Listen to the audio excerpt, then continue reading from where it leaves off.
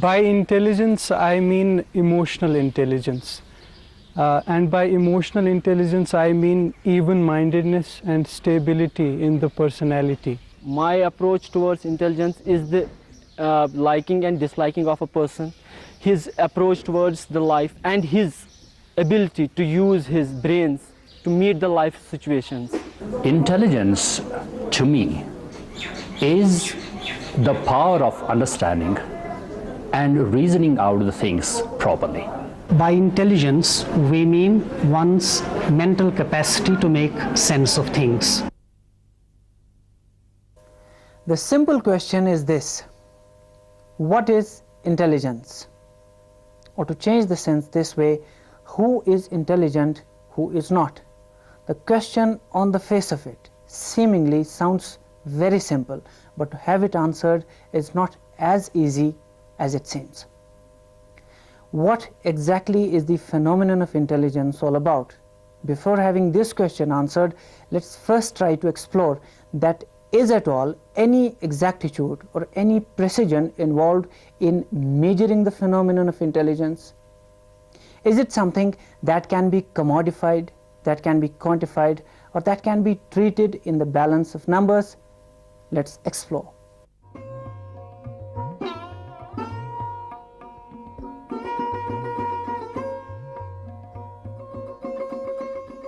Modern thinking about intelligence began with brain.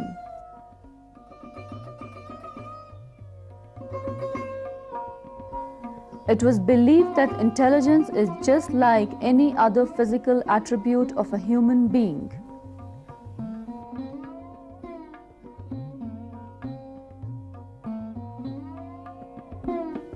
Anatomy of brain would determine the extent of intelligence. It was a common belief that the size of the head determines the level of intelligence in a person. This was taken as a branch of science and called as phrenology. The further research, however, did not support this science. It was Francis Galton whose views on intelligence have pioneered the present thinking on the concept. After that, the concept of intelligence was thoroughly studied. Alfred Binet, considered as the father of intelligence, sought to develop a scale to measure the amount of intelligent behavior shown by children. The more intelligently a given child behaved, more intelligence Binet ascribed to him. He thought of intelligence as the ability to judge well, understand well, and reason well. Binet's definition aside, the question arises, can there be an absolute definition of intelligence? There is no one possible definition to define what intelligence is. Even those people who built up tests to measure intelligence as such, they had some tentative ideas about intelligence. The problem for an absolute definition of intelligence is that intelligence is not something like height, weight, facial complexion. It is not accessible to research. So you have to infer it from the behavior of the organisms, whether it is an animal or a child or a human being. So you have to infer it from his or her behavior. That is why no absolute definition is possible. Yes, I can, at least those people who have worked out certain ideas on intelligence would largely talk about an ability of an organism to adjust to the surroundings. Or then, in our very strict sense of the term in educational situations as such, we may say that, or if you ask me that, can we operationally define intelligence? Because this is the operational definition which actually helps in situations like education, like medicine, like engineering, different dimensions of one's life. So I would say that there is an operational definition, and that operational definition happens to be intelligence is an ability to learn. Setting aside all these psychological definitions, what does a common man think about the process of intelligence is the ability that's supported by a host of cognitive factors that include reasoning, memory, power of innovation, and the like. Simply speaking, that one who possesses a fair amount of comprehensibility does have an equal amount of intelligence also. Academics do determine the ability of a person to a good extent. But does the story end up here and now? A common question that one may like to ask: can we judge the intelligence of a person on the basis of the marks he or she scores in an examination? Yes and no. Yes, there are some studies, internationally renowned studies, which have shown there is a positive relation between scores people achieve during exams and their intellectual capabilities. I do have in my eyes also some of the experiments and experimental studies that I have myself conducted, in which it was found, yes, there is a positive, though the relationship is not so high. It is about 0.23. There is correlation between scores, exam scores, and the achievement statistics. But then I said no as well, means that the scores you get in exams, students get in exams, is not the performance or the work or operation of the intelligence alone. Let's exaggerate for a while drawing two extremes in discussing the process of intelligence. Can an illiterate person be as intelligent as Einstein himself? Can the one who knows nothing excel in intelligence to the one who knows everything? Yes, of course, because the former can be intelligent in one and the later in another type. This is where we come to the types of intelligence. Psychologists generally speak of three types of intelligence: abstract, mechanical, and social.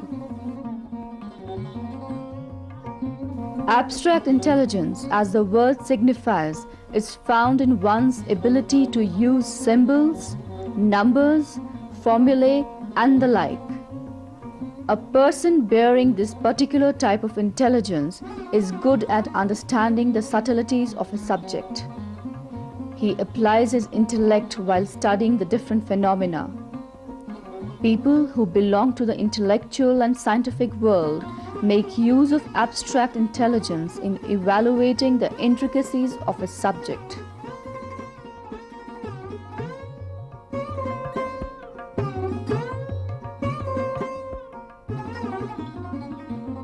As they observe the phenomena with a keen eye, such people are considered as conceptually intelligent. Mechanical intelligence reveals itself in manual skill, coordination, and manipulating activities.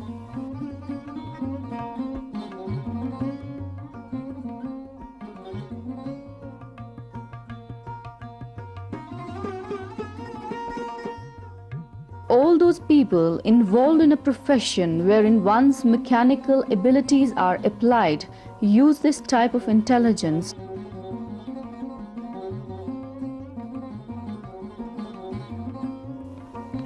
Third type, that is the social intelligence, is found in personal and social relations. Business persons make use of social intelligence to attract their customers. A fair amount of social intelligence makes them condition their behavior according to the disposition of the people they come across. Making friends, gaining popularity, impressing others, this is all what a socially intelligent man can do. Here we perceive the difference in the level of intelligence. A carpenter can be more creative than a computer engineer, An illiterate mechanic can outshine a learned academician and can prove more intelligent. Intelligent man is very sharp. He immediately goes into the depths of things. That is the first characteristic. But then he does not view things in isolation from each other. He sees things in relation to other things, in comparison and contrast to other things.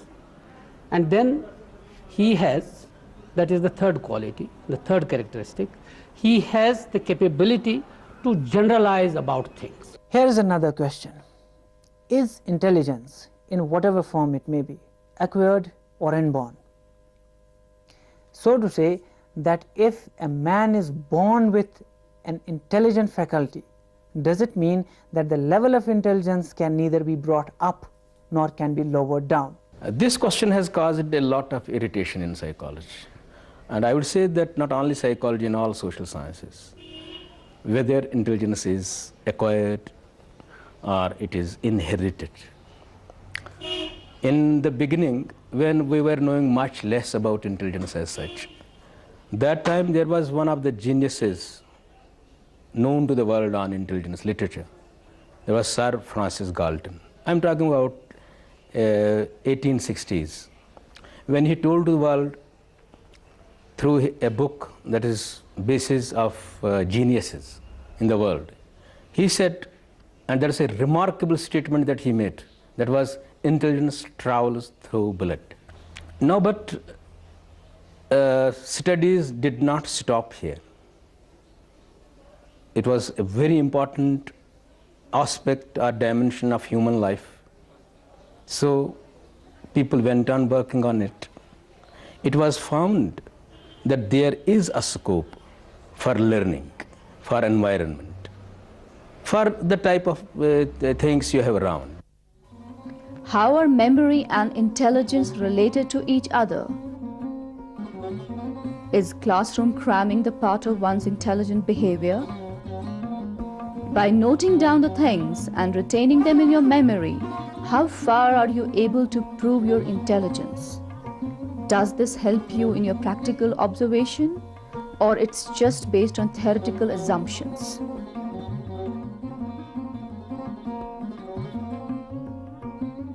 Earlier, it was memory which was to be taken as the index of intelligence. And if you care to see the earlier tests of intelligence, most of the test items reveal your memorizing power. So that way, in the beginning, I would say that yes, there's a positive and very close relationship between intelligence and memory. But of late, due to the interventions and contributions of J.P. Guilford on creativity and intelligence, we now learn that memory is to be taken only a component of intelligence as such. After long research, psychologists have devised some techniques to test the intelligence of a human being. Now, like for instance, I have these blocks for this person here, and I keep these blocks with him and ask him to make a design like this. So design is here, he looks at it, there's a time limit. Solving puzzles, problems, and enigmas surely determine one's intelligence to a considerable extent, but here experts face some limitations. Serious limitations are there. One, I would like to mention that all of us know intelligence is only a psychological construct. When I make use of word construct, I mean that it is not directly accessible to research. It is not amenable to research at all. You have to believe in it.